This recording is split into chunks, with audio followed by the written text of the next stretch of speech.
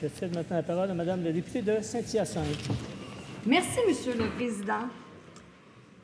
Pensez à tout, tout le temps, pour 4. Planifier les repas, l'agenda familial, rendez-vous chez le dentiste, allocution à finir pour le lendemain matin, un cellulaire qui n'arrête pas de sonner. Oups, un imprévu, un enfant a besoin d'aide. On planifie, replanifie. Ça, c'est mon train-train quotidien et croyez-moi, celui de bien des femmes au Québec est tout aussi chargé. Vous aurez compris, chers collègues, que le Cercle des femmes parlementaires a choisi de vous parler de charge mentale et de travail invisible. Pour ceux qui se demandent qu'est-ce que ces concepts mangent en hiver, eh bien, la charge mentale, c'est le fardeau de la planification, de la gestion et de la répartition des tâches ménagères. Toujours devoir penser à tout, c'est épuisant. Le travail invisible, c'est par exemple de s'occuper d'un parent vieillissant, de l'éducation des enfants ou bien de faire du bénévolat. C'est un travail effectué au quotidien qui n'est pas reconnu à sa juste valeur et qui est souvent pris pour acquis. Malheureusement, la charge mentale et le travail invisible touchent davantage les femmes. Vous savez, cette idée de coexister dans le monde professionnel et familial, bref, de faire des doubles journées.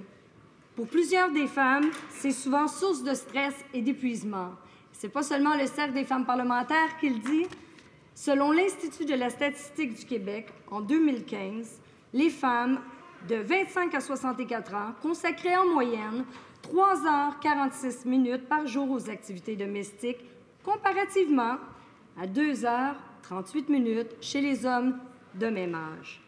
L'écart se rétrécit, mais il y a encore beaucoup de chemin à faire parce que c'est environ 7 heures de plus par semaine pour les femmes. On parle littéralement d'une journée de travail supplémentaire. Ne lâchez pas, messieurs, vous allez bientôt nous rattraper. On a beau dire travail invisible, mais concrètement, si du jour au lendemain, ce travail n'était plus effectué par les femmes, on s'en rendrait compte assez rapidement. Il est important de discuter de ce sujet ici à l'Assemblée nationale, parce qu'on connaît tous une femme de notre entourage pour qui cette réalité affecte négativement les autres sphères de sa vie, et trop souvent, ça se concrétise par un appauvrissement économique. Il faut garder en tête que nous aussi, en tant que femmes, on a du travail à faire. Nous devons apprendre à lâcher prise et à faire confiance également à notre partenaire. C'est donc à nous aussi d'accepter que tout ne sera pas nécessairement fait comme on le voudrait et quand on voudrait. Mais vous, messieurs, prenez votre place et essayez d'en faire davantage. Mieux répartir la charge mentale et le travail invisible pour un couple, c'est bénéfique pour les deux partenaires. Merci, Monsieur le Président. Merci, Madame la députée.